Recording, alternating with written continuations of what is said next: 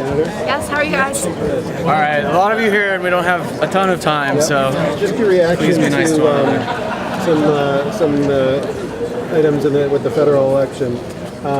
First of all, the statements by Donald Trump. Just your reaction to that? It's part of a very negative, divisive campaign that is driving anger, and it's quite ugly. It's a campaign that is creating fear, anxiety, and it's a horrible way to run a campaign. There were some emails released from Secretary of State Clinton when she was Secretary of State that appear to show some people trying to curry influence with her. Can we get your reaction to that? The emails did not involve the secretary and did not involve the foundation. They were between aides. Senator, why should Hillary Clinton be appealing to Republicans and to independents? Well, I think her jobs agenda certainly is appealing to independents and Republicans. She's talking about infrastructure investment. She's talking about education investment. And back to the first question, she's creating a vision of hope and opportunity for all children in America. She's talking about what's possible, where she wants to invest, how we can create a growing economy. And Donald Trump's talking about anger and hate and building walls and dividing this country. And his campaign has been antithetical to core American values of caring about one another, of a duty to lift one another up, to create manufacturing opportunity here in the capital region.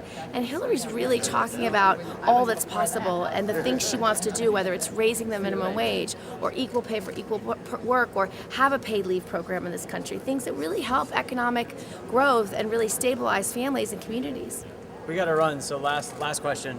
As far as Hoosick Falls go, the hearings coming up, anything to add to that, and people there really wanted these hearings? Well, I'm very grateful that we are having hearings. I think it is more than appropriate to be able to be, number one, heard about this issue, to get answers to questions, to be able to have a dialogue, an open dialogue with experts and government officials. I think it's absolutely necessary. And there was a recent very significant article in the Washington Post today about PFOA and related chemicals. This is a scourge across the entire nation, and there are many communities where PFOA levels in the blood of children and families is far exceeding what is normal. And so I really believe what our state needs is we need to ensure that these families get access to real medical monitoring. And the reason why I say that is if you remember after 9/11, it was 10 years before we passed the 9/11 health bill. And during that 10 years, cancers, horrible disorders were misdiagnosed. Doctors had never seen these type of ailments in people in their 40s, and so they got the wrong medication, they got the wrong diagnosis.